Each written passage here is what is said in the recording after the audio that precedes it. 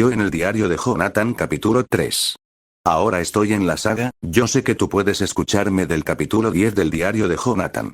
Yo narrando. Ya habían pasado unas horas desde que subimos a Itochi Zegrid, estaba con el conductor del Itochi que ella estaba dormida, yo estaba con Selene y Jonathan en la plataforma del Itochi, yo y Jonathan estábamos viendo el cielo nocturno ya que por cierto era de noche y Selene me estaba diciendo, Selene. Dejaré mío ahora Diego, ella estaba tratando de acercar sus labios hacia los míos pero se quedó dormida, yo solo la abracé con cariño y después de eso vi que Jonathan estaba mirando hacia una dirección y yo vi hacia donde estaba mirando y vi que estaba mirando a Duncan, el cual dijo lo mismo de la historia original y se presentó conmigo y Jonathan y que tenía familia y que quería que lo ayudáramos a reencontrarse con su familia y si es que vivíamos para eso y Duncan me dijo que si Selene era mi novia y yo le dije que no y me dijo pues es una pena. Pues esa chica parece que quiere ser tu novia y estar contigo para toda la vida, ¿sabes?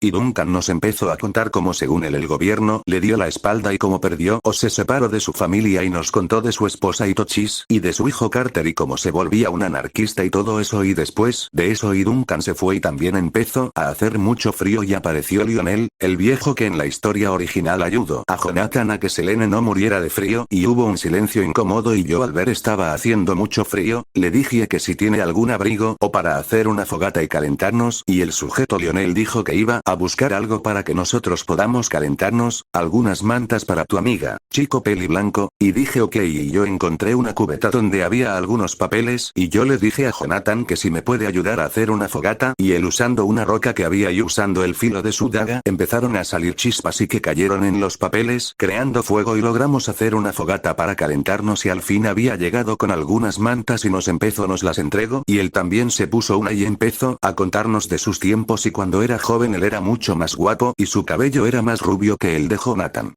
Y también le pusimos unas mantas a Selene para que no muriera de frío y el sujeto se presentó conmigo diciendo que se llama Lionel y a mí me preguntó que si Selene era mi novia, yo le dije que no y Lionel me dijo que yo cuidara mucho a Selene ya que es una linda chica y que merecía ser cuidada por un hombre valiente y respetuoso y le dijo lo mismo a Jonathan, nos regañaba como si fuera un abuelo de esos que te sermonean y se presentó conmigo y con Jonathan diciendo que se llama Lionel y después de un rato Lionel se quedó dormido. Yo en mi mente estaba pensando mis objetivos hasta que lo decidí, mis objetivos eran ser el sobreviviente más fuerte y derrotar los portadores más fuertes con los demonios más fuertes y derrotar al portador con el demonio más fuerte afuera de mi mente, después de un ratico Jonathan y yo nos quedamos dormidos sin darnos cuenta. La mañana siguiente, día desconocido, mes desconocido, 7:30 am. Yo me acabo de despertar y vi que Jonathan también se estaba despertando apenas y se puso a escribir en su diario y al parecer somos los últimos en despertarnos y nos dimos cuenta de que todos los demás tripulantes del Itochi están comenzando a moverse y están tomando las torretas de los barandales como esperando algo desde el punto de vista de Jonathan y Denji nos dimos cuenta de que Lionel está en la cabina y no para de girar algunas válvulas y yo estaba tratando de despabilarme y mientras que Jonathan se estaba tallando los ojos para quitarse el sueño nos dimos cuenta de que Zegrid estaba manejando el timón de la nave y a Jonathan el terror lo invadía, pues Zegrid no es un buen conductor y tanto Jonathan como yo nos dimos cuenta de al frente de nosotros dos estaba Duncan colocando justo en la plataforma de metal y tomaba en una taza blanca su café y tenía una gran sonrisa en su rostro y Duncan decía, Duncan. Amo el olor del miedo en la mañana. Jonathan se sentía como si estuviera en un barco pirata y yo no supe cómo sentirme y los tripulantes no paraban de gritarse entre ellos y decían, aseguren esa cuerda y revisen las válvulas, bajen el nivel de gas y recarguen las armas y observen al frente, no quiero que nada choque con esta nave.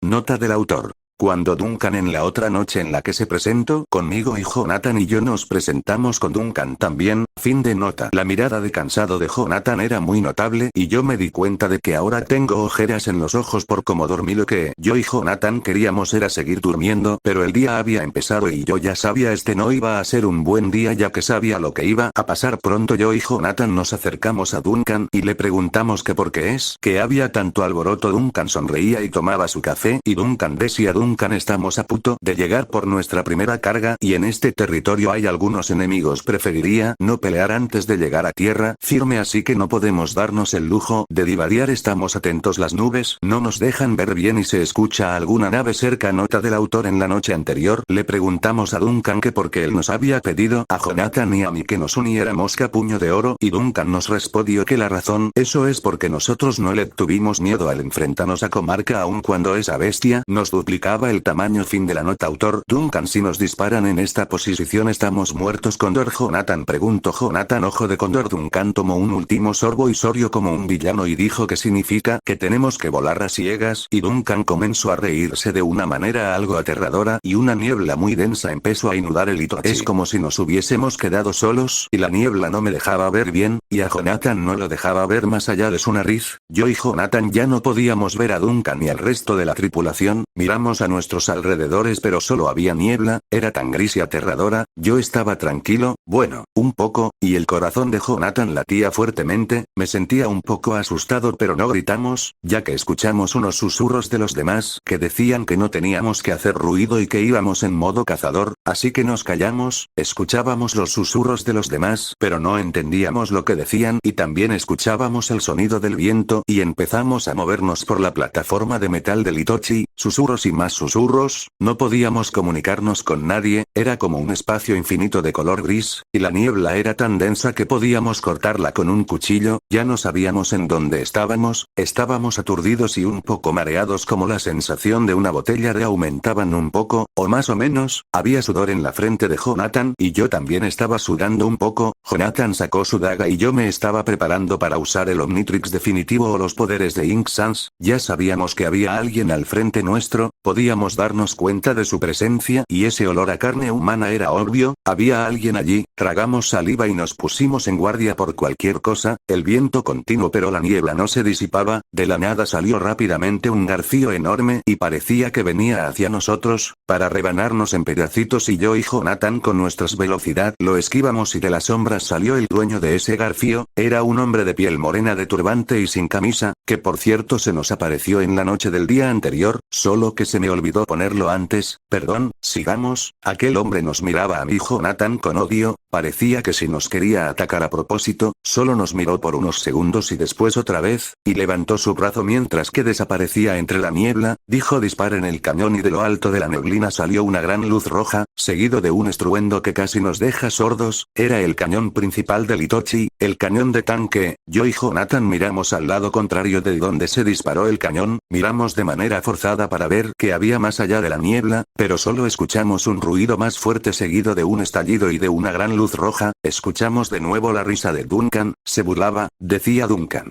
Miren, ni siquiera se lo esperaron, qué estúpidos. Los hombres gritaron de alegría y decían: ganamos, le dimos, la derribamos. Yo y Jonathan nos preguntábamos en nuestras mentes: ¿derribamos?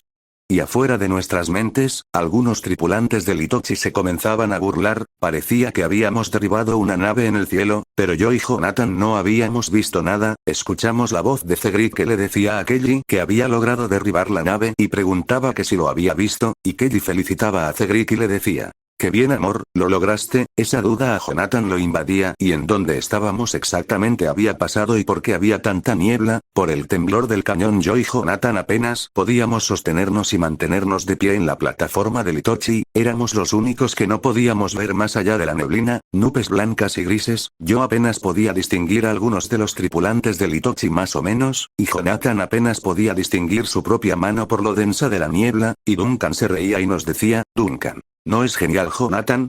¿Y Diego? ¿Pelear en dónde? Uno no puede ver, escuchar lo que no todo el mundo oye, y oler el miedo que a todo el mundo lo recorre. Sí, esa es la sensación de cuando uno hace lo que es correcto». Yo y Jonathan escuchamos unos cánticos de personas como los cánticos de las iglesias, solo que este era un coro de voces graves, solo repetían dos palabras en un ritmo seco y pasado con un poco de entonación: comentador y tarere, aquellas palabras era la que repetían esos cánticos. ¿Qué es eso?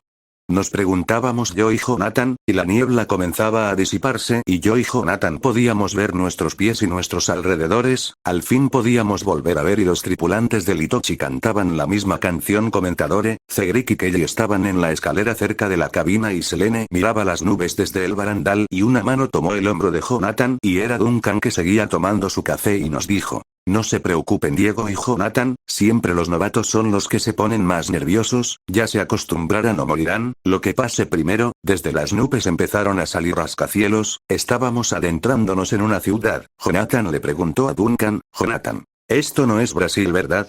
Duncan: no, antes teníamos que recoger algunas cosas paradas pequeñas, antes de ir por lo más grande, y Duncan nos preguntó si pasaba algo malo con eso. Yo y Jonathan le respondimos que no, no hay ningún problema. Los cánticos se volvían más fuertes y entre las nubes se levantaba la ciudad, y detrás de ella se encontraba el glorioso sol, una ciudad entre las nubes, lo más hermoso que podrías ver en el cielo, y empezamos a adentrarnos en aquella ciudad. Duncan le señalaba a dónde tenía que ir a Cedric, y los cánticos se seguían escuchando cada vez más cerca. Poco a poco fuimos llegando a un edificio muy alto, y en su techo había soldada una escalera metálica que apuntaba al cielo, y en ella había como una área de aterrizaje y el Itochi se acercaba a ella. Un hombre parado allí saludaba a Duncan y los tripulantes del Itochi lanzaron cuerdas a aquel hombre para que las atara y el Itochi no se fuera o se cayera, como cuando atas un barco para que no se lo lleve el bajado del Itochi. Todos junto con Duncan menos yo, y Jonathan, Kelly, Cedric y Selene. Duncan nos pidió que atáramos bien el Itochi y mientras Cedric nos dijo que era mucho más complicado manejar el Itochi de lo que él creía, se necesitaba al menos 3 personas para manejar el Itochi por completo. Se tienen que dirigir las turbinas de avión, medir la presión del gas y ubicar el norte y el sur, calcular la velocidad del viento y evitar las corrientes peligrosas y revisar el combustible, miles de cosas, las cuales tiene que revisarse y regularse mientras que se vuela, y Cedric afirmaba que podía manejar el dirigible, pero antes tenía que saber más de él y cómo manejarlo sin problemas. Kelly decía que los tripulantes no solo eran revolucionarios con deseos de sangre, y que todos ellos tienen una habilidad o un campo en especial, en el que le sirven a Duncan, y si nosotros no somos buenos para algo, Duncan nos lanzará desde el Itochi, y Selene sacó su daga y dijo que quería ver que lo intentara, y yo y Jonathan no le contamos sobre el trato que hicimos con Duncan, como en la ayudáramos a Duncan a encontrarse con su familia y que a cambio él nos daría el Itochi y las otras naves que él tenía. Y perdón gente, es solo que se me olvidó poner eso desde un principio, perdón. Bueno, sigamos. Yo y Jonathan no les diríamos nada sobre el trato, ya que aún no teníamos garantizado o asegurado nada, y además yo no sabía si decírselo o no. Jonathan no tenía ganas de decirles nada a ellos y parecía que el único que no encajaba aquí era Jonathan. Jonathan y yo terminamos de amarrar las sogas que nos habían tocado. Jonathan estaba a punto de ayudar a Kelly. En ese momento Duncan nos llamó y de inmediato fuimos con él y bajamos a la escalera de metal. Nos dijo que nos necesitaba y le dio la orden a Cedric, Kelly y Selene que cuidaran del Itochi, mientras que él no estaba, y tanto yo como Jonathan tuvimos que admitir que teníamos miedo de que ellos se fueran sin nosotros o peor aún, que alguno de ellos cometieran alguna estupidez mientras. Nota del autor.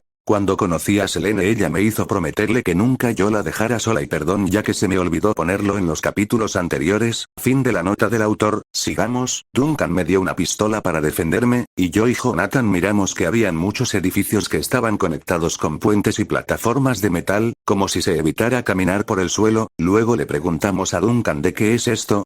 Y Duncan no nos dijo nada, solo se tocaba la barba mientras que pensaba. Estábamos llegando hacia un puente y Duncan nos señaló un edificio a lo lejos y nos dijo que iríamos hacia allá por lo que él había encargado, fue lo que nos dijo, y por cierto, ese edificio estaba muy lejos y teníamos que caminar por puentes y túneles de metal suspendidos en el aire. Jamás creímos que algo así existiera. Duncan sacó unos pedazos de tela de color rojo y los amarró en uno de los brazos míos y el otro lo amarró en el brazo de Jonathan, muy cerca de nuestros hombros, y nos decía que todos los de su grupo tenían eso atado a el brazo y que era una forma de reconocerse entre ellos, y si no llevábamos eso en nuestros brazos los demás nos matarían pues creerían que somos unos traidores, unos espías, o algo peor, así que lo que necesitábamos era como nuestros pases de entrada y yo le pregunté a Duncan que si me puede enseñar cómo se usa y cómo funciona la pistola que me enseñó y explicó cómo se recarga, cómo se usa y cómo funciona la pistola que me dio, también cómo hay que apuntar y en qué posición posición hay que ponerse para cuando hay que disparar y después de explicarme eso seguimos pasando de edificio en edificio, yo y Jonathan notamos que había barricadas con sacos llenos de arena y había francotiradores en las ventanas rotas y en algunas áreas había muchas enfermerías y muchos de los soldados de Duncan estaban heridos gravemente, todo el mundo tenía esa tela roja amarrada a el brazo y solo éramos yo, Jonathan y Duncan caminando y no había nadie más, armas desarmadas en todas partes y heridos en el piso y personas saludaban como un soldado a Duncan, banderas del grupo estaban por doquier pero si había miedo en los ojos de muchos y yo y Jonathan le preguntamos a Duncan que a qué le tenían tanto miedo y Duncan sonrió y nos dijo que al menos a la guerra no es, yo y Jonathan lo miramos confundidos ¿de qué nos hablas? Le dijimos, y Duncan seguía alegre y nos dijo. Ya lo verán pronto, seguimos caminando y pasábamos entre pasillos, cuartos y volvíamos a los puentes de metal, yo y Jonathan realmente no sabíamos en dónde estábamos solamente seguíamos a Duncan a todos lados y cada vez más logramos ver más miembros de Puño de Oro y era casi un ejército y comenzamos a preguntarnos si Duncan era algo más que un simple líder revolucionario, todo esto era una mafia o algo mucho más grande y todo un ejército guerrillero, Jonathan le empezó a hacer muchas preguntas al azar a Duncan, Jonathan, ¿qué eres? ¿Por qué luchan? ¿Cuántos son? ¿Por qué se llaman Puño de Oro? ¿Cuánto tiempo llevan peleando? ¿Contra quién pelean? Son buenos. Y Duncan se puso completamente serio y le dijo a Jonathan, Jonathan, ¿sabes lo que le hice al sujeto que me hizo más de 2 preguntas? Le arranqué la lengua y tiré su cuerpo vivo a una tina de agua hirviente, así que grábate esto, nadie hace preguntas para conseguir respuestas que no quieren conseguir, todos luchan, pero nadie me pregunta debido al miedo que me tienen, así que escucha, ellos no hacen preguntas y yo tampoco, entonces Jonathan dejó de preguntar y solo se dejó aburrir por la trayectoria, Jonathan y yo nos quedamos completamente serios y con mirada cansadas, mientras que avanzábamos y por todas partes banderas de Puño de Oro y logramos llegar hasta el edificio, y entonces al final del puente había una puerta de metal, Duncan sacó de su chaleco una pistola realmente grande, y la recargó y suspiró y nos dijo. Aquí es cuando las cosas se ponen difíciles, prepárense.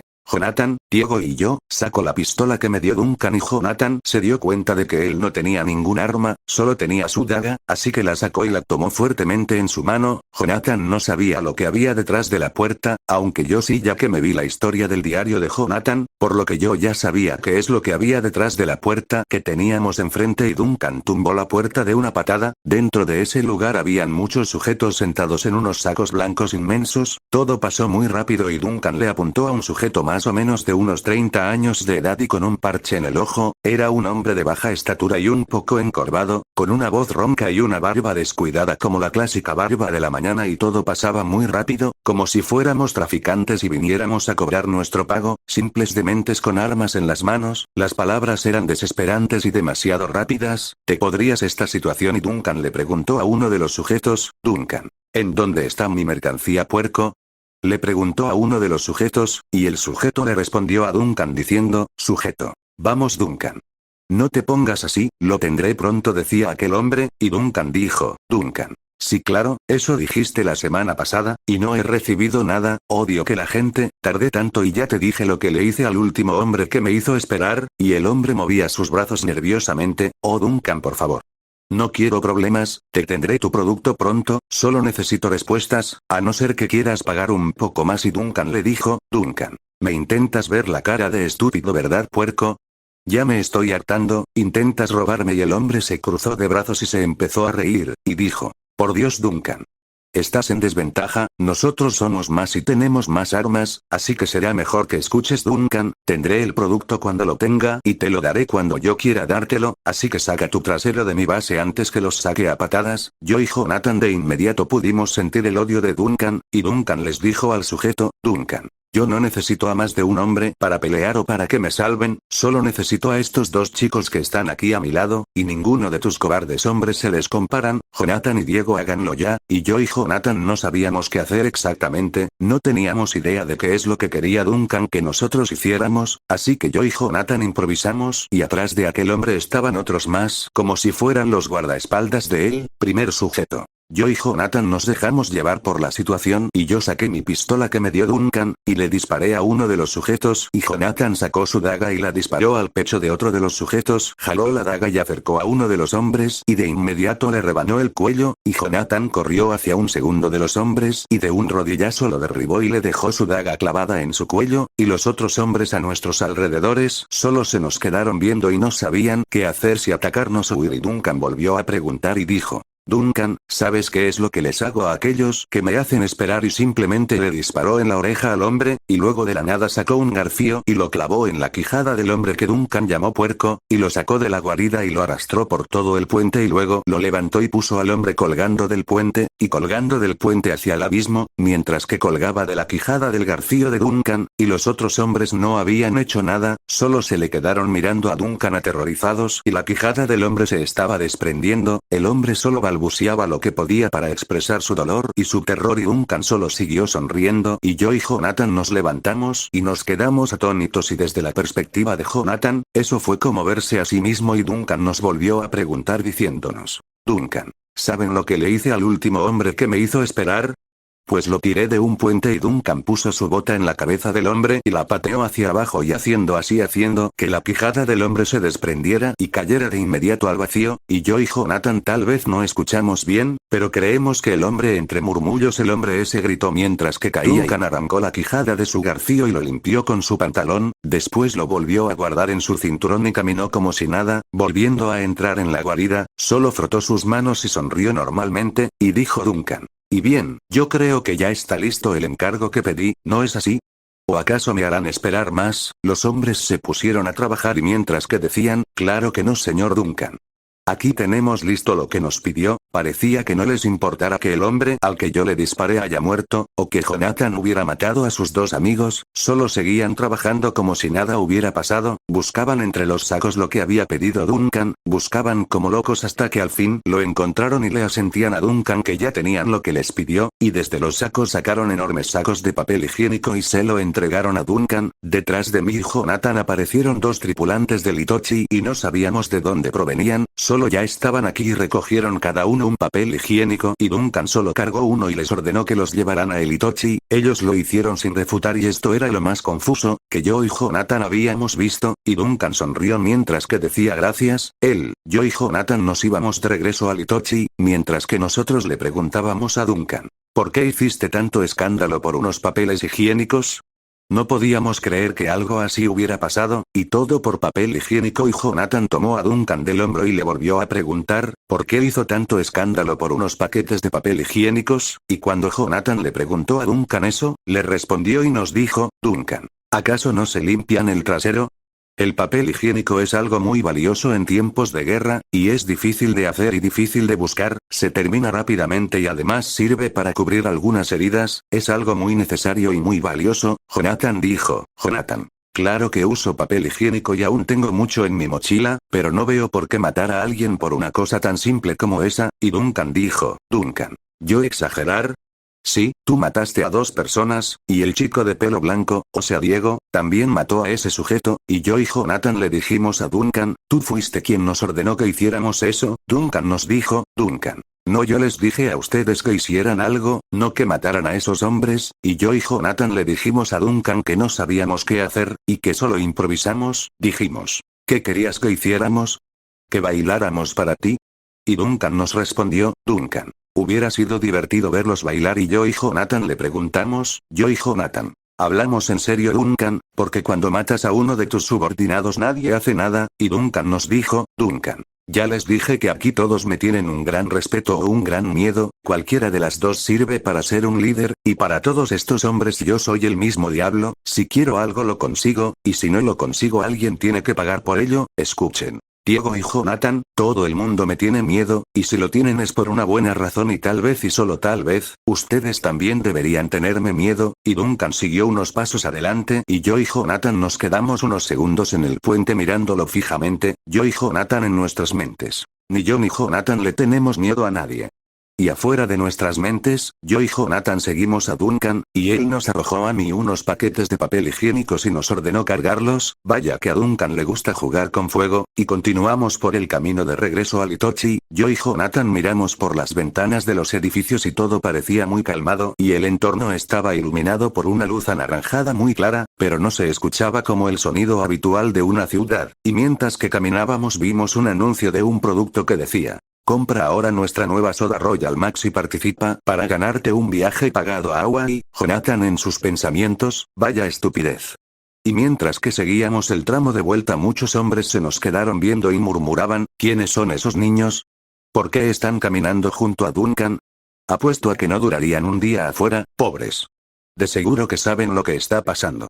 Yo y Jonathan nos ahorramos las ganas de golpearlos y Duncan comenzó a fumar y en un puente se quedó completamente sin avanzar y se pasó un buen rato izando una bandera, la bandera de puño de oro, y se quedó contemplándola por unos segundos mientras que fumaba. Luego volvimos a avanzar y a mí y a Jonathan nos impresionaba ver a tantas personas al mando de Duncan, era casi un pueblo completo, y era mucho más grande que el grupo de los corderos, solo que este estaba completamente armado. Después de mucho caminar regresamos a Litochi, y cuando regresamos vimos que a Selene, Cedric y Kelly le ponían unos trapos rojos igual que a mí y a Jonathan. Dejamos el papel higiénico en el Litochi justo en la cabina, y luego comenzaron a llegar los demás tripulantes y traían igual cargamento, más papel higiénico, comida, agua embotellada, semillas y revistas, etc., y Duncan parecía estar un poco contento y a mí Selene me preguntó que si me habían hecho algo, o si había pasado algo. Lo decía preocupada. El sujeto que maté con la pistola que me dio Duncan, algo de la sangre del sujeto me salpicó cuando le disparé y Selene vio mi ropa manchada de un poco de sangre, y por eso me preguntó que si estoy bien o si había pasado algo, o si me habían hecho algo. Yo le expliqué lo que me pasó y ella entendió, y vaya que se preocupaba demasiado, y yo y Jonathan logramos ver que estaban llenando el Itochi con combustible para que tenga gasolina y usaban contenedores muy pesados. Se necesitaron unos botes de gasolina muy grandes y Cedric se quedó en la cabina y Kelly por supuesto estaba junto a él, y yo y Jonathan estábamos despreocupados y junto al barandal y esperábamos para cuando despegáramos en el Itochi, y mirábamos el globo del Itochi y nos preguntábamos qué significaba ese nombre, ya que lo único que sabíamos es que es el nombre de la esposa de Duncan y nada más. El viento pasaba lentamente por mi rostro y el de Jonathan, y Duncan hablaba con uno de los tripulantes y revisaban el en buen estado, y Selene estaba junto a mí. Esta historia continuará. Aclaración: este capítulo se dividirá en varias partes, ok,